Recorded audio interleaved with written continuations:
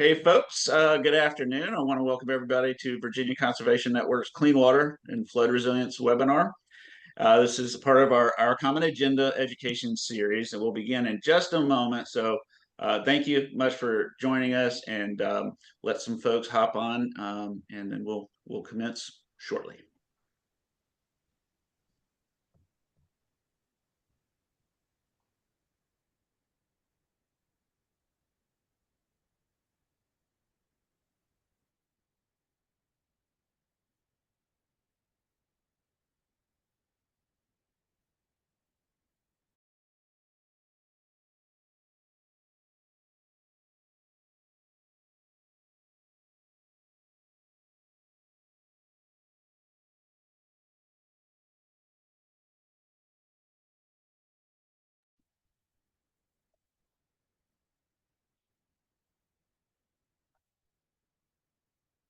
All right, let's get started. My name is Pat Calvert. I'm with Virginia Conservation Network, Director of Clean Water and Land Conservation Programs. Thank you for joining us. Recently, Virginia Conservation Network published our 2025 Common Agenda Environmental Briefing Book. It's an educational resource created to help you understand the background of the existing policies that are in place, why these issues matter, and potential opportunities for Virginia's environment. It explains the Commonwealth's environmental policy background and potential opportunities for clean water, flood resilience, land and wildlife conservation, land use and transportation, climate and energy, as well as good governance. With the publishing of our 2025 Common Agenda Briefing Book, VCN leads an annual webinar series, throughout the fall. This is called our Common Agenda Education Series. And we're starting it off. This is the first one. This education series serves to educate environmental organizations, legislative and administrative staff, and the general public. So for this webinar, we'll be focusing on a few key emerging issues from our clean water and flood resilience chapter of the book, which is available online and in hardback. Just check out our website. So before we continue, we'll be meeting today's webinar speakers. Today's speakers are, in order of their presentations, Mr. Jay Ford, who's the Virginia Policy and Grassroots Advisor at the Chesapeake Bay Foundation, Emily Steinhilber, Director of Climate Resilient Coasts and Watersheds for Virginia at the Environmental Defense Fund, and Brent Hunsinger, Advocacy and Coastal Programs Director for Friends of the Rappahannock. So each of our distinguished partners here will be presenting today 3 issued topics: investments in clean water, flood resiliency, and restoring Virginia's fisheries. So as our speakers are presenting, if you have any questions, there's a lot of folks on here. We ask that you submit them using our Q&A feature that's accessible at the bottom of your screen, and we'll be answering questions during our Q&A portion during the second half of the webinar. So feel free to drop your questions in there, and if you want to direct who that question is to, whether it be Jay, Emily, or Brent, then that might help as well. They won't be responding through typing. We'll try to set aside plenty of time at the end during the second portion for them to respond verbally to the questions. So without further ado, I'm going to hand it over to Jay Ford of CBF on investments in clean water. Right. Hi, everybody. Thanks so much for joining during your lunch break to learn about water. I think all 3 of these presentations are going to be great.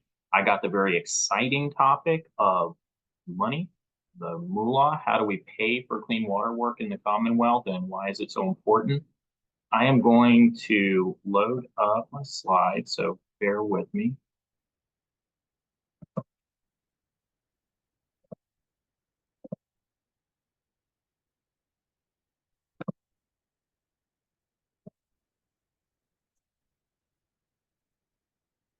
All right. Thanks, Pat, for the thumbs up, so I know people can see it.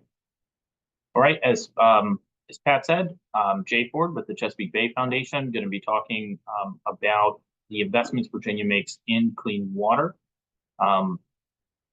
First of all, the why does it matter? I think there's some big picture things that we can all agree to, and that's that clean water is important for our economy. It's important for our quality of life. You want to be able to swim, drink the water here in the Commonwealth. But there really are huge economic and health concerns with clean water. Um, and as you will see from Brent later today, fisheries concerns as well. So those are sort of these global reasons why it matters. But in Virginia, historically, we have really looked at clean water investments in three big bins, and that is stormwater, wastewater, and agriculture. And we have made varying degrees of success in each of these sectors. So as we look to the future, we're really at a inflection point in all of these areas for different reasons. And so when we think about stormwater, that is those developed areas, your neighborhoods, your businesses that fall outside of a regulated for those areas that are inside our municipalities, and so they're governed by a stormwater permit for their region. Stormwater is the one source of pollution that is currently growing, and so for that reason, it's an area of great concern. It's also an area that the state has significantly underfunded historically, and so it's an area where we need to play some catch up in terms of investments. In the wastewater sector, we have made the most progress in the wastewater sector, and there's a lot of reasons for that. One is the state has put literally billions of dollars into wastewater here in the Commonwealth. Wastewater is easier to track in many ways, and that's because it comes out of one pipe. It is what's known as a point source. We know exactly where the pollution is coming from. So it is, in some instances, easier for us to engineer solutions and to make targeted investments to help clean that up. Stormwater and agriculture, those are two sectors that are sometimes called non-point source. And that means it is just kind of coming from off the land and making its way into our waters. And that makes it much more difficult to gather into a singular place to either treat or to manage through natural or ecosystem-based solutions. And so agriculture is our third big sector. Virginia, in just the last couple of years, has been really exciting. For the first time in our history, we have been fully funding our needs assessment for the agricultural sector. And that has had a almost immediate impact on our pollution loads across the state. Last year, Virginia reported its largest year-to-year reduction in pollution out of the agricultural sector.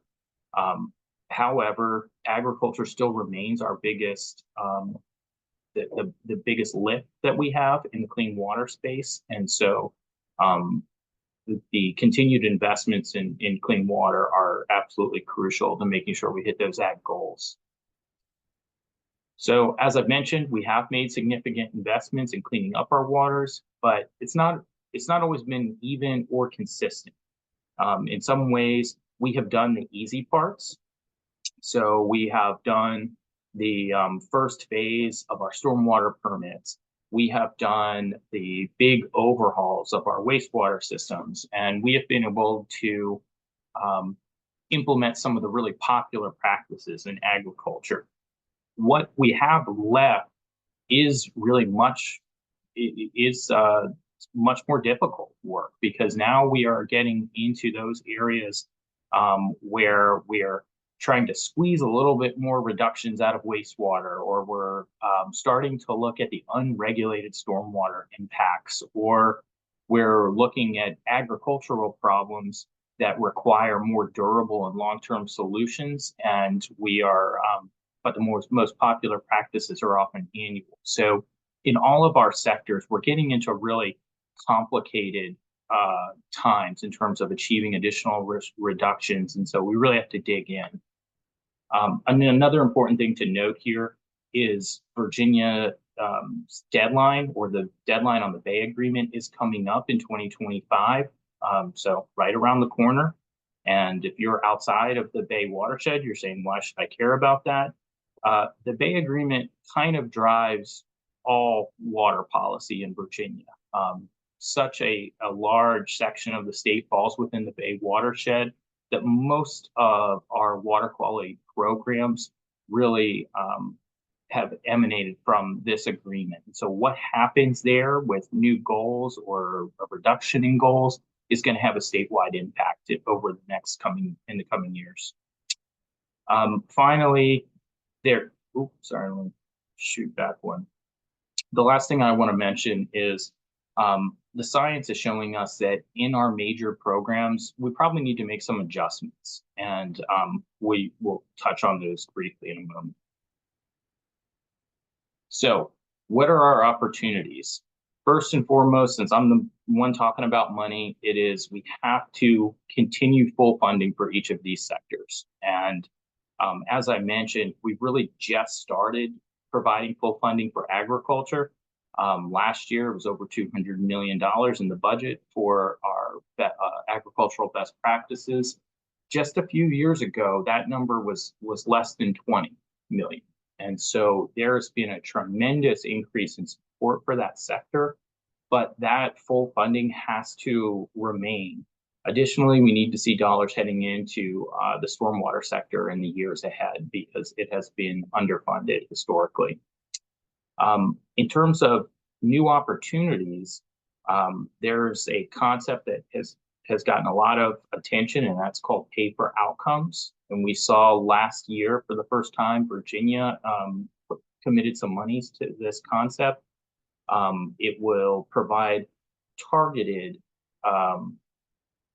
dollars for the unregulated sector. So agriculture and stormwater projects that does two main things, and that's try to lean in on innovation, innovative solutions, but also ensure that the state is getting what it's paying for. Right now, when we invest a lot of our dollars, it's on modeled outcomes. So we assume something will happen when we put a practice on the ground, and we started to notice that sometimes the reality does not match the modeled outcome. What would happen under the pay for outcome system is you would have a higher level of assurance that the state got exactly what it paid for. And so applicants to this program will be paid for their reductions rather than just doing the practice. Finally, there are a lot of opportunities that the science is pointing towards to target habitat and more long-term practices for water quality benefits. So how do we further incentivize living shorelines and things like buffer programs? You will likely hear about this increased focus on these types of habitat-based programs in the coming years for both stormwater and agricultural benefits. So, thinking I should be okay on time, but the top takeaway, in case you haven't got it yet, is that Virginia needs to continue providing the necessary resources to meet our clean water objectives. And I think perhaps more importantly, in some instances, is we need to keep aligning these programs with the best available science. One thing that has sort of sat over the entirety of the clean water programmatic world is climate change. And so we often talk about ag, wastewater, and stormwater as the big three. The reality is that climate change is really a fourth sector of potential pollution to the bay at this point. Climate change and warming waters make all of the other sectors' targets more difficult to achieve by altering the way nitrogen functions in our waterways in general. And then on top of that, we've simply had more rain in a shorter period of time than was ever modeled for any of these systems. And so a lot of our expectations have been directly challenged by climate impacts, and that will continue to sort of sit over these sectors and need to be accounted for moving forward. And hopefully that's a good lead-in for Emily. Perfect transition to Emily. Thank you, Mr. Ford. Emily, it's all yours on flood resilience. Thanks. Let me get some slides up. Okay, can everyone see my slides? Hold on. Not yet.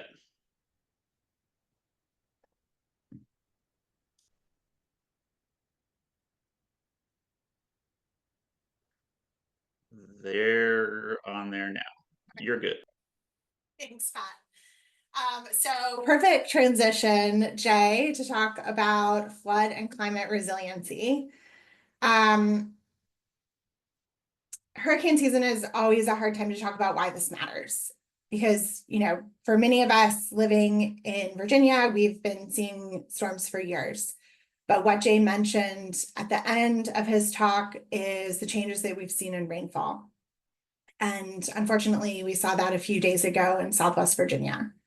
So we have data across Virginia, multiple studies, peer-reviewed studies showing that Virginia can expect about a 20% increase in intensity, duration, and frequency of rainfall. And that, you know, on average, it's across the entirety of Virginia. So when we think about climate change impacts, I know one of the things that comes to mind first is sea level rise. And I live in Virginia Beach, and that definitely comes to my mind. But it's really the compounding impacts that we're seeing that impact Virginians the most. And so why resilience and flood resilience matters is how we can kind of address all of these together comprehensively. And across Virginia, that means that we need to look at how our natural resources are being impacted. The article in the middle is from WHRO just a few days ago as well. These are all very recent, multiple studies again showing that without action, Virginia might lose up to 89% of our tidal wetlands. And then at the same time, we know that federal protections have also changed. So now is the time to start kind of thinking long-term about how to protect these natural resources that provide multiple co-benefits, flood reduction, habitat, et cetera. And then kind of thinking outside of the box a little bit from what you might think of as a conservation issue. We all have homes and live in homes, and those are part of the natural environment that we live in. And oftentimes they're our biggest investment. And across Virginia, when you buy a home, you might not be told what its flood risk is. And unfortunately, since this is an issue that is in Virginia and elsewhere, some of our research and others' research shows that the housing market is overvalued by billions of dollars without factoring in flood risk. And so this becomes an equity issue, a safe communities issue, and really puts families at risk in Virginia. So, you know, our thoughts are with neighbors in Florida right now, with those in Southwest Virginia who are already impacted by Helene. And unfortunately, we know that climate risks are going to continue to pile up. So what has Virginia done? Actually, a lot. Virginia has been working hard on these issues for many years, and the progress shows. You can see a snapshot of Virginia's Coastal Resilience Master Plan. Our first plan was released at the end of 2021. And that phase 2 plan, which will include this rainfall that Jay and I keep talking about since it impacts our lives, our natural resources, et cetera, will be included in that coastal plan. But you notice I said coastal plan. Virginia is also working on a statewide plan, which is both of these are mandated by code and are in the works and will help Virginia assess what our risks are, which is really the foundation of where we need to start planning. Additionally, Virginia has what's called the Community Flood Preparedness Fund, and this fund has deployed over $150 million across Virginia. It's a statewide fund that can help communities plan, study, and then implement projects to increase resilience. And those are local communities asking for projects and plans and capacity that they need in their own hometowns, because that's what this ultimately comes down to. The state is a great resource, the federal government is a great resource, but we all live in our communities and know the importance of the local governments where we live. Unfortunately, on the disclosure front, many states, New Jersey, Florida, New York, and others have taken steps in recent years to increase the disclosure at the time of sale. Virginia in 2021 enacted a very, very narrow disclosure. But the challenge with that narrow disclosure is it only applies to a certain category of homes, which only the seller can be aware of, and it's a little bit wonky. So it can sometimes be confusing, and it's hard to enforce. But states like New Jersey have supported increased disclosure for sellers and renters, and have also increased data transparency so that those sellers can find the information easily, and buyers as well. In Virginia, we have a website called the Virginia Flood Risk Information System, which the Department of Conservation and Recreation updated in the last year, and is getting much closer to adding that transparency that Virginians need when trying to understand the risk of their own personal property. And then getting back to wetlands, Virginia for years has had really strong state level protections. We have a no net loss policy, yet we're still losing wetlands, both because of climate change pressures, development pressures. And so we can start planning now to reduce those losses in the future. That 89% number that I mentioned at the top, we can reduce that to in the 40s, hopefully. It doesn't sound great, but it's much better. And wetlands provide a key element of protecting our coastlines, removing people from risk when we have these wetlands as buffers, and also providing critical habitat, recreational opportunities, water quality benefits. The list goes on and on. One other thing that Virginia has done in recent years is to support staffing to build up state level capacity. Within the Department of Conservation and Recreation, and then in the last year, establishing an Office of Resilience to really lead this, though that office has yet to be filled out.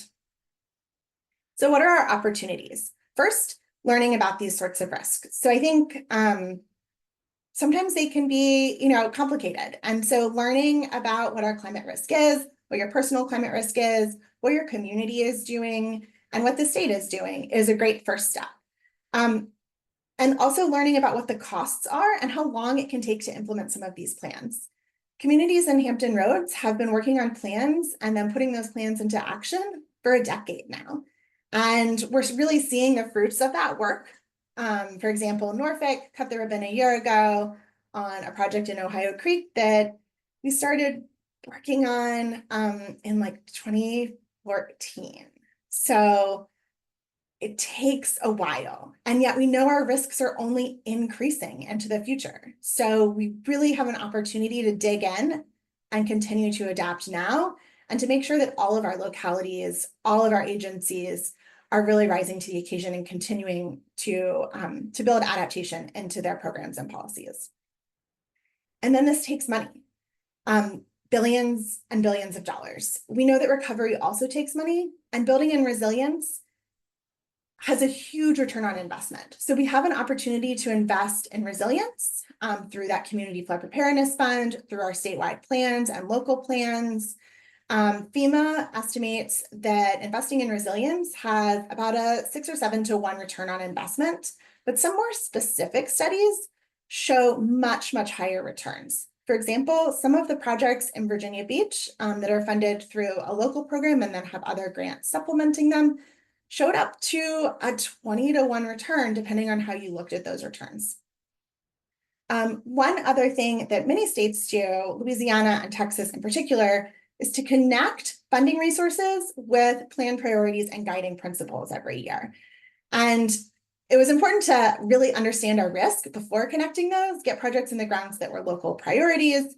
But now that we're kind of moving forward to understanding our coastal risk much better, as well as our statewide risk, we can start to prioritize and put forward plans and funding that match up, so we can really leverage our resources. And then we can continue to increase transparency and access to information, particularly in Virginians' largest investment, the purchase of their home. And in the wetland space, we really need to work together now, bringing together experts from academia, nonprofits, and the state, all of the state's agencies, to plan for wetlands migration as our coastlines are squeezed moving forward. And our top takeaways, it's a little bit longer than Jay's slide, but we can continue to connect those opportunities to build resilience in our communities and leverage what we're doing across the state. We can increase transparency in the home buying process and look to other states as models for both of those.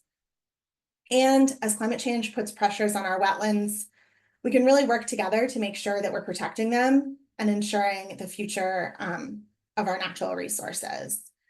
And I will turn it over to Brent.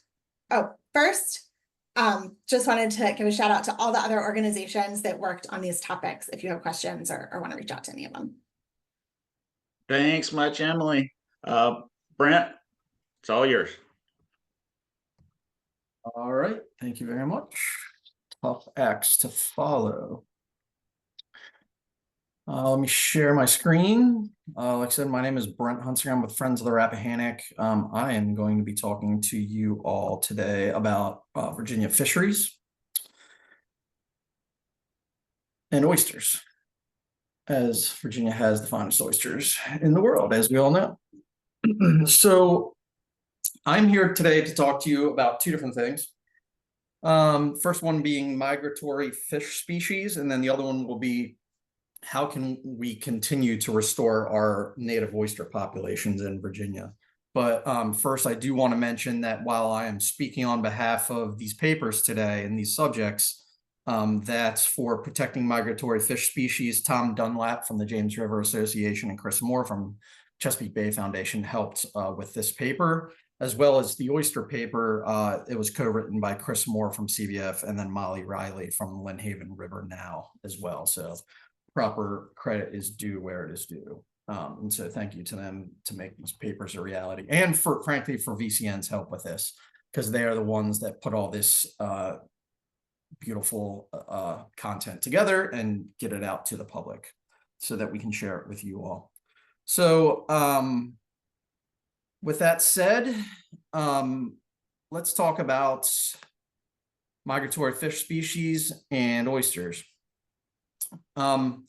First of all, in a nutshell, our migratory fish species stocks, for a variety of reasons, are kind of in shambles. And that has to do with climate change. It has to do with a variety of reasons: overharvesting, disease, climate change. So things that are, some of that are in our control, and other things at this point that maybe are outside of our control that we can control exactly here in Virginia.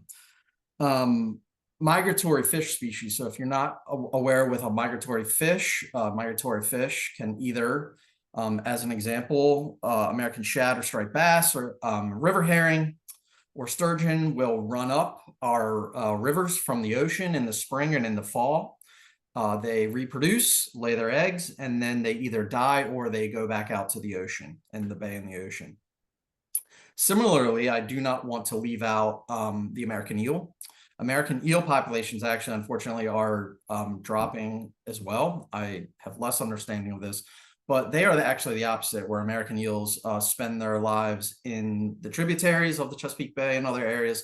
Then they migrate out to the Atlantic Ocean, the Sargasso Sea, where they do their thing, and then they either, I believe they come back, or the babies actually come back. So they're called elvers, and they can actually, if you look at the time of year, they're actually crawling up the sides of rocks. So it's very interesting that sometimes they can be out of the water kind of crawling if there's low flow.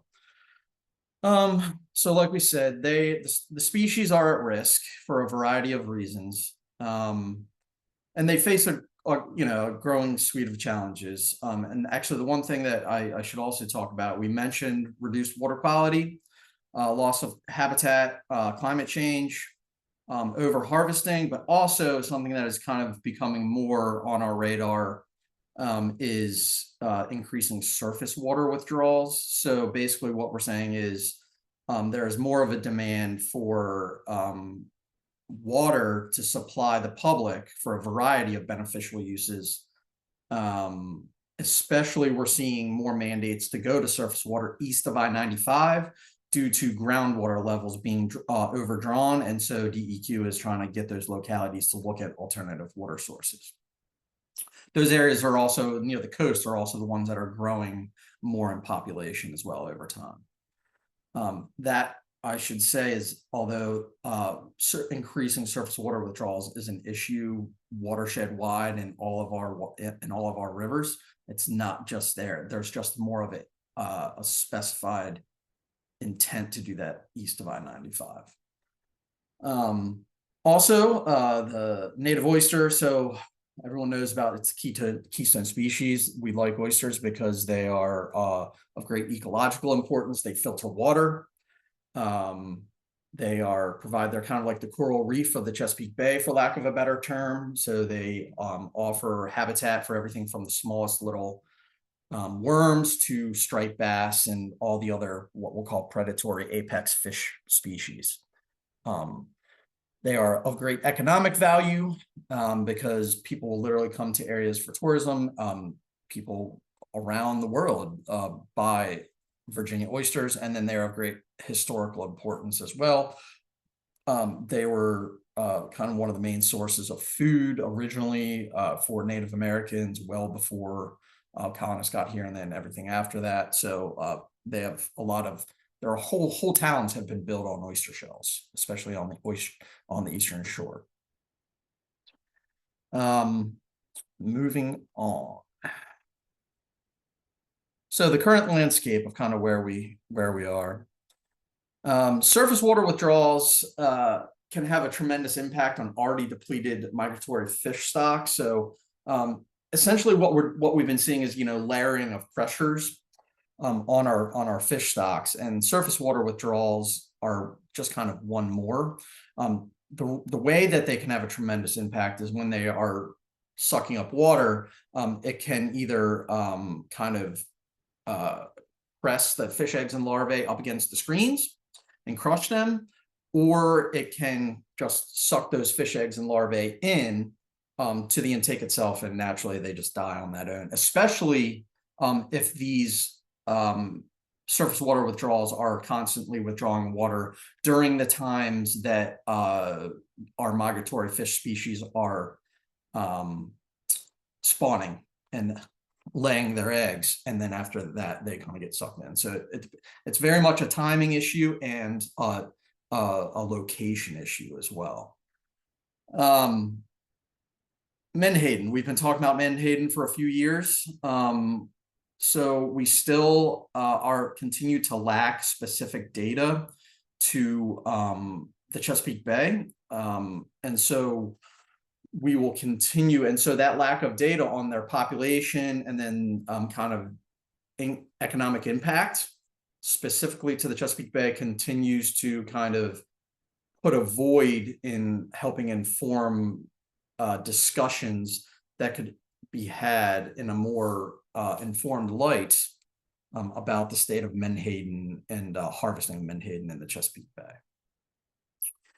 In the James River, especially, so American shad have been documented to be below 1%. So it is no secret that shad are generally along the coasts, but specifically American shad have been dropping. But unfortunately, specifically in the James, we've seen just an absolute crash where they're almost seeing no migration of American shad back into the James River, especially since 2019.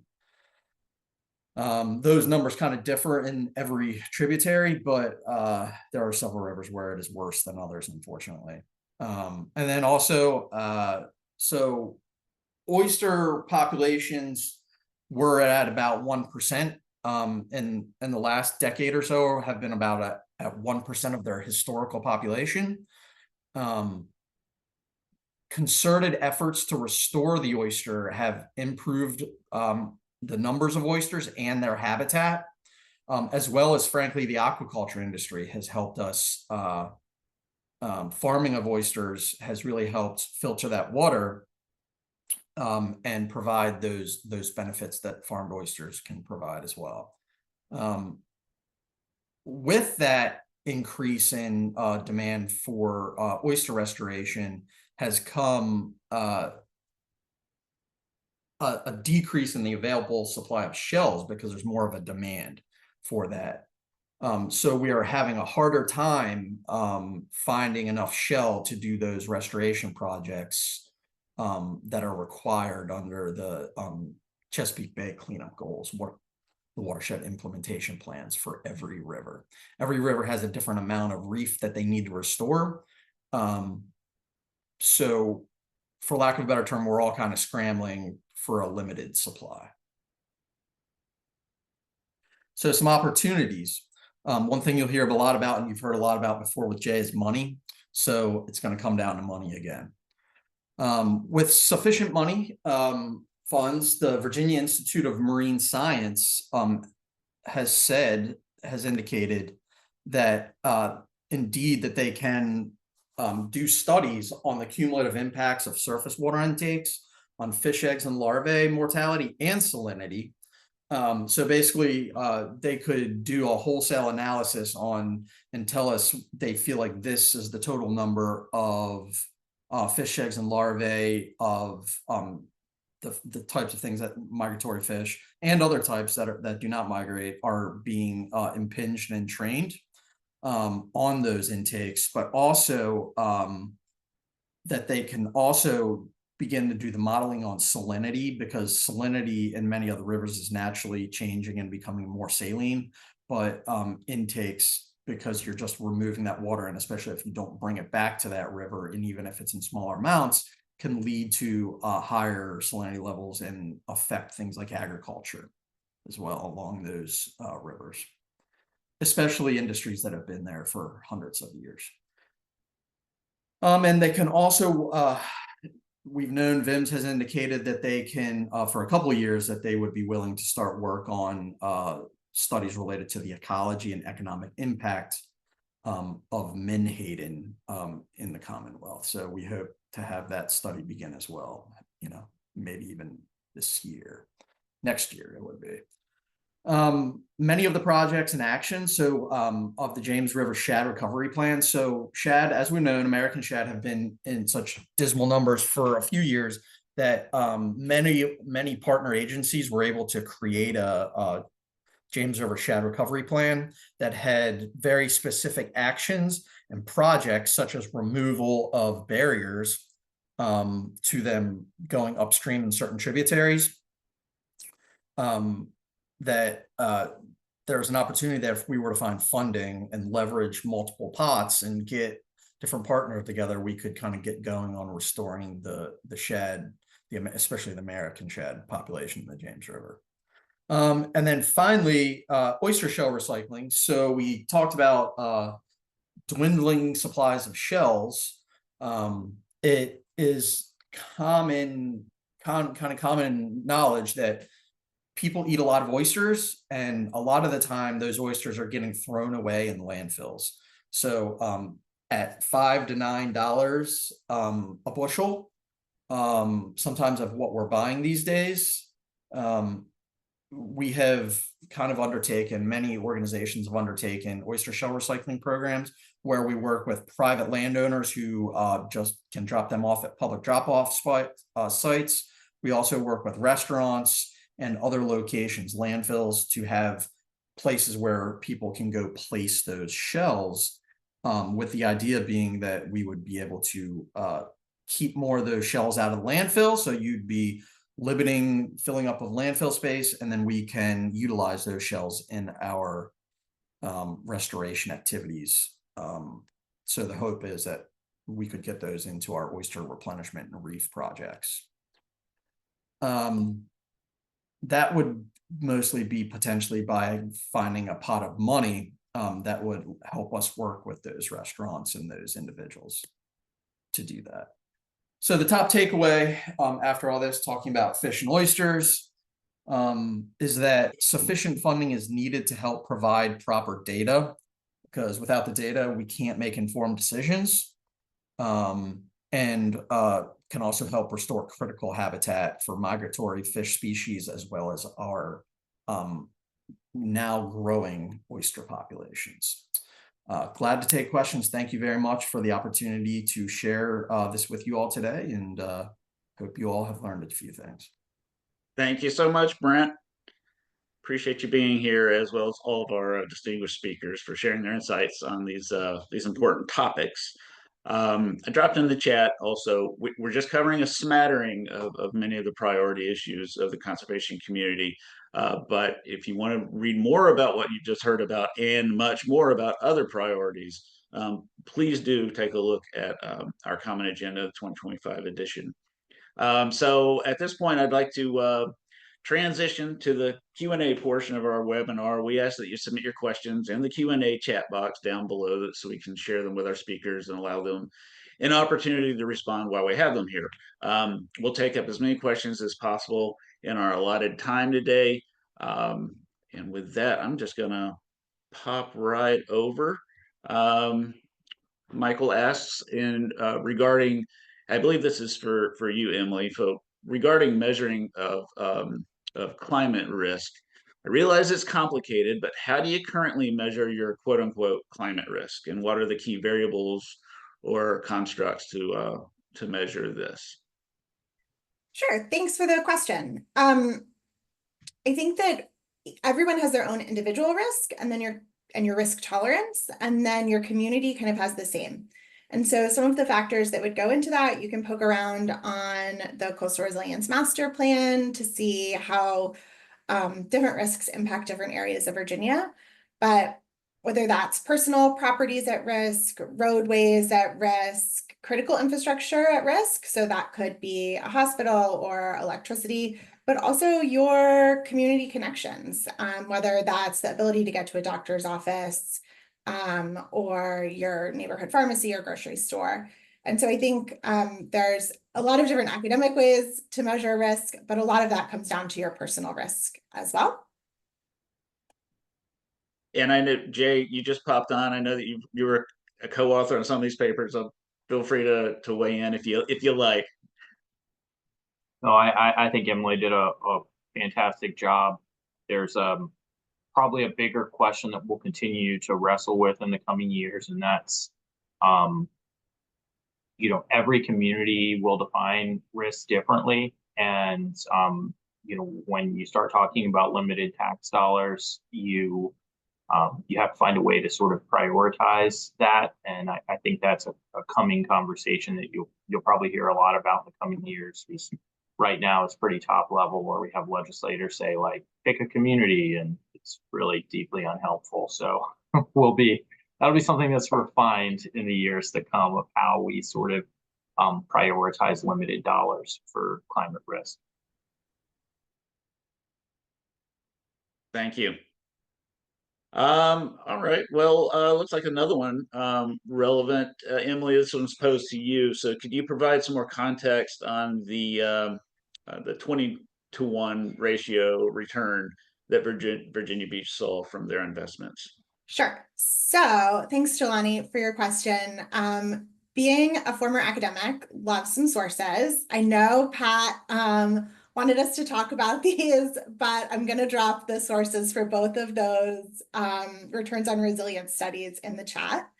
So the lower number is a national return on investment. The National Institute of Building Sciences has worked with FEMA over the years on assessing the value of their mitigation programs, and that's broken down by hazard and is always a great read. And then the more localized number is an Old Dominion University study that was commissioned by the city of Virginia Beach that showed the potential return on investments looking into local numbers for specific projects. And so I will drop both of those in the chat. Thank you. And that's a good use of the chat. I just want to make sure that we can have as much as a lot of folks on here, and we'd love to open up the mic to everybody, but then it becomes a real bear. So thank you for working with us. And if you have questions, use that feature down at the bottom that says Q&A. Brent, the next question is for you. It asks, this is Jelani, has the loss or dwindling of so many fish species impacted opportunities for local entrepreneurship or recreation? So let's take the dwindling, we'll take the dwindling of the oyster population. I don't think the oyster population, I won't say like for recreation per se, but I would say for local entrepreneurship, it's kind of been interesting. The creation of the triploid oyster, the farmed oyster, has opened up a lot of opportunities for what we'll call local entrepreneurship of oyster aquaculture companies. So many new companies have come online, and we'll call it the last decade, I guess. Even to the point where now, like, the oyster market is kind of saturated in some ways. But it has brought economic vitality and opportunities into some rural regions that we're seeing a net, and you could still say are seeing a net migration of young people out of those regions. It's bringing economic activity and younger population ages and other folks into those areas to work and live. So in that way, it is leading to local entrepreneurship. The loss of migratory fish species is really interesting. Our historic, what I'll call iconic species, such as the American shad and the striped bass, has created, has really impacted the guides and the tackle folks who depend on those fish for people to buy the things and go out on the boats, the charter boats. However, climate change, right or wrong, has created, redfish are coming, speckled trout are coming, cobia are coming more. So we're seeing different fish come. So some folks have been able to move over to those fish species. I think they've been here, but they're coming in bigger and they're staying in higher opportunities. But there's no doubt that the loss of striped bass populations is really affecting local guides, especially in some areas more than others. Speaking about menhaden, the decline of menhaden has very much been an issue and has had impacts on local entrepreneurship, recreation. We're seeing osprey populations crashing, young are dying. So I think there's a little bit of a benefit in some ways. I don't want to call it a benefit. People have been able to pivot in some ways, but overall it has been a net drain. So the answer is yes. Thanks, Brent. Thanks for the question, Jelani. So here's an open question to every one of our presenters today. So what are some of the top oppositional arguments you each face in advocating for the priorities that you've shared today? So why don't we go in the order that everybody presented? Sure. Thanks, Pat. I presented on the big numbers. So this is the sectors, when taken together, approach $1 billion some years. And so I think one of the things we have to recognize up front is that's a big chunk of money in a state that has a balanced budget amendment. And so everything has to even out at the end of every fiscal year in the Commonwealth. And so, the biggest fight is usually one about money. I think the next biggest oppositional issue to major investments in clean water is that people feel like if you put a lot of money towards something, that additional regulations may be coming, and so it's oftentimes kind of raised as a boogeyman, that if you put a couple $100 million in it, surely you're going to have an environmental agency following up to slap people's wrist if it isn't done correctly. And in some instances, we have existing water quality laws that kick into effect, but in other areas, it's voluntary, and we have made a lot of progress on that front. So I'd say those are two big themes when it comes to funding that give people pause and can result in opposition. Emily? Thanks. I think beginning where Jay was, resilience and adaptation is really expensive. And so everyone understanding that flooding is a huge problem impacting Virginians, and the risks that we're seeing moving forward is pretty straightforward. But figuring out how to pay for both the planning, capacity building, technical assistance, and implementing projects, and in what order to do that, it's hard. It's not opposition. It's just really hard, and it impacts the way we all live across the state. Thanks, Brent. Transitioning over to fisheries.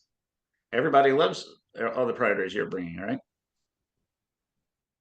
So again, No opposition, right?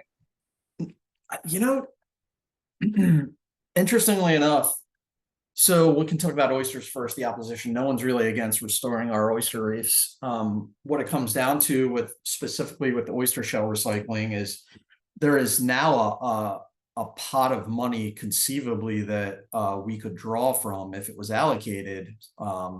But that it was placed in a fund called the Oyster Replenishment Fund, where our public reef restoration or replenishment funds are also drawn from. And so it could be, if we were asking for money from that fund to be allocated, there would be a potential conflict between shell recycling money that was coming to 501c3 nonprofit organizations restoring reefs, and then the funds that are being used to just put shell and oysters out onto our public reefs that are harvested by our watermen.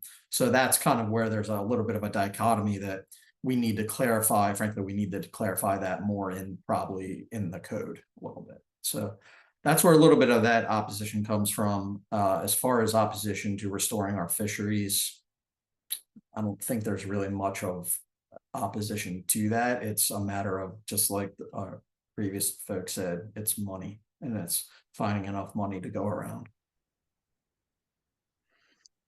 Great, thank you all.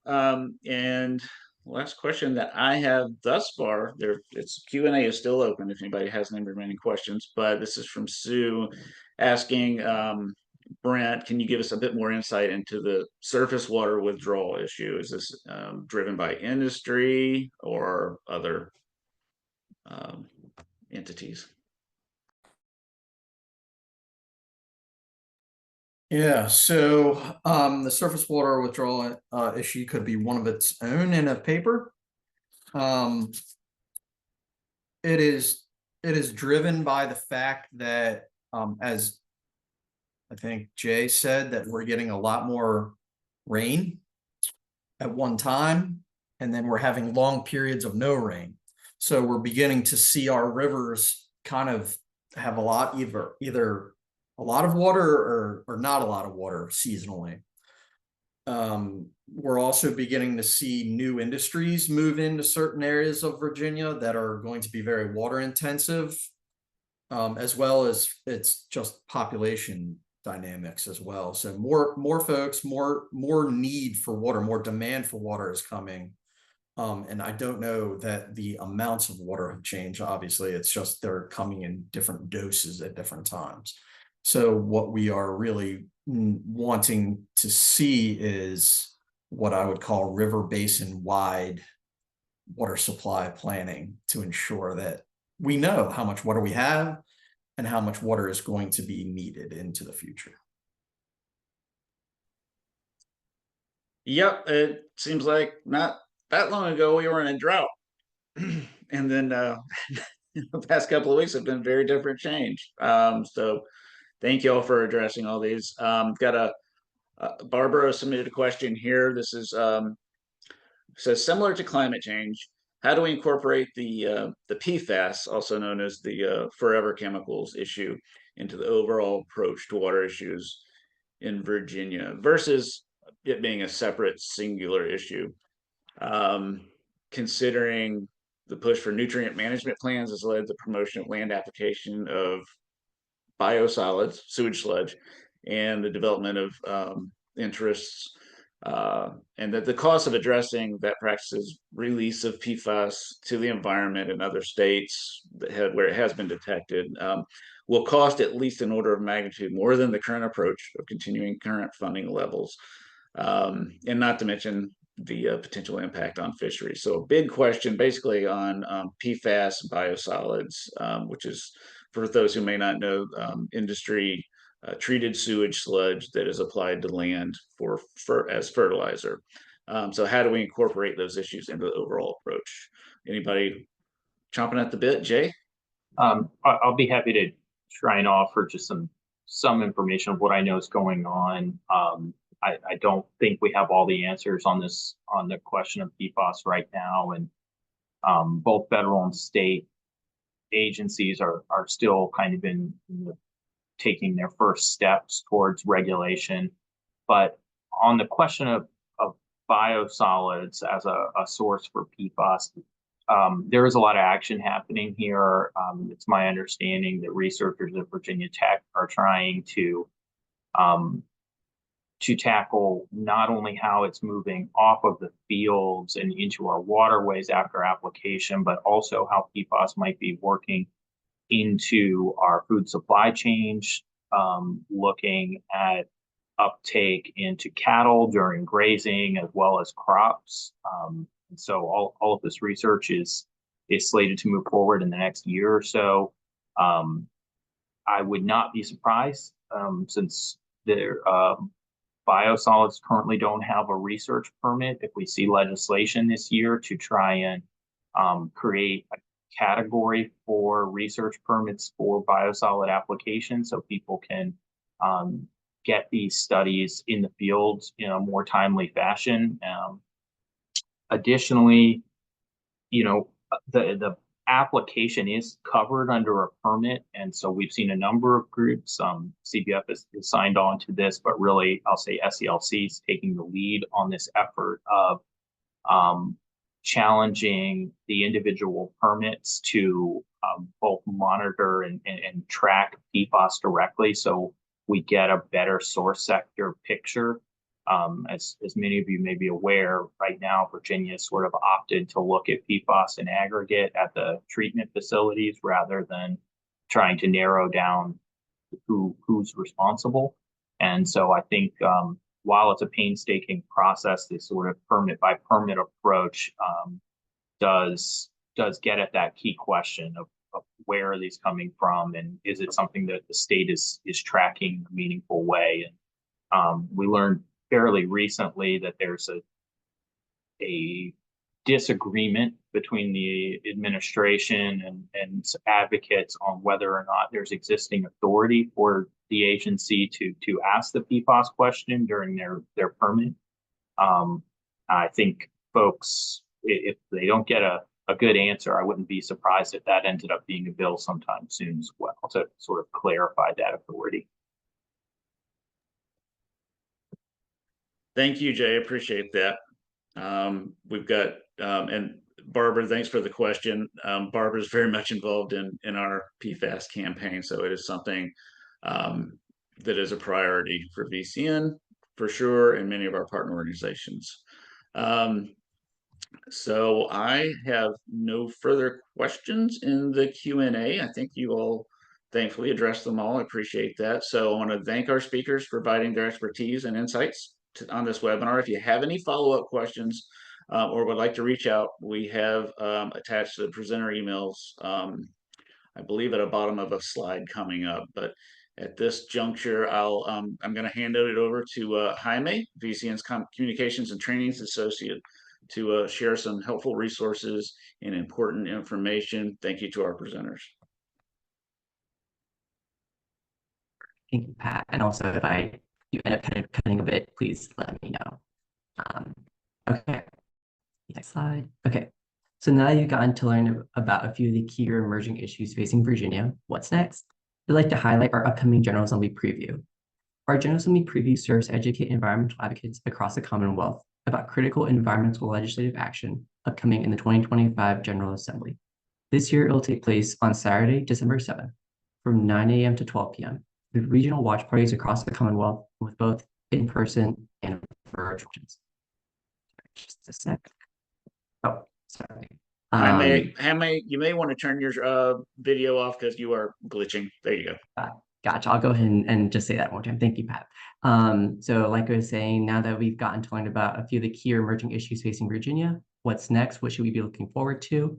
I wanted to highlight our upcoming General Assembly preview, which serves to educate environmental advocates across the Commonwealth about critical environmental legislative action upcoming in the 2025 General Assembly session. So this year, it'll take place on Saturday, December 7th from 9 a.m. to 12 p.m. with regional watch parties across the Commonwealth and with both in-person and virtual options.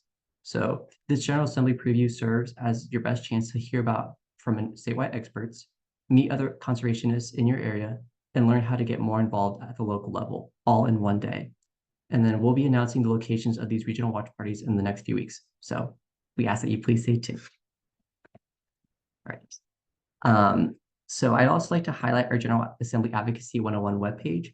This webpage is a great resource for environmental advocates on how to strengthen your environmental advocacy. This webpage highlights upcoming events and actions, videos and guides, and an overall FAQ process or section on how to prepare for Virginia's General Assembly process. And on this webpage, you can find our General Assembly 101 training videos, which provides insight on various General Assembly related topics, such as the basics of the General Assembly, citizen lobbying, and more. And coincidentally enough, we have Jay, one of our speakers, also featured on some of these training videos. So I would encourage you guys to watch some of these videos as well. And then we also do have a General Assembly Advocacy Guide, which provides an overview of Virginia's legislative session for advocates. So we do have tons of great resources to prepare y'all for this upcoming session. And then I've attached a QR code, which will redirect you to our General Assembly Advocacy 101 page. So we suggest that you bookmark or save this resource somewhere, as it'll be helpful. It'll be a helpful resource in the months to come. So I'll give you guys time to scan it, but if you don't save it, scan it, I'll be sharing this resource regardless after the end of this webinar. And I'm just going to go back to our original page with our speakers. So with that being said, this concludes our Clean Water and Flood Resilience webinar as part of our Common Agenda education series. I'd like to thank once again our distinguished speakers, Jay, Emily, and Brent, for speaking today and going to depth into some of the key issues facing our Commonwealth. As a reminder, the recording of this webinar will be shared with registered attendees in the next few days. I will also go ahead right now and put the Assembly 101 page, and then as well, So then as a reminder, the recording of this webinar will be shared with the registered attendees and with the public in the next few days. So into this education series, our next webinar will take place next Wednesday, October 16th from 12 to 1:30 p.m. regarding the key emerging issues from the Land Use and Transportation chapter. In the meantime, if you have any questions, please feel free to reach out as well, and I'll go ahead and touch my email in the chat. Yeah, so if you have any questions regarding this education series, or any follow-ups whatsoever, I ask that you please reach out to me, jaime@vcnva.org. And with that being said, thank you so much for attending our webinar today, and we hope that you have a great rest of your day.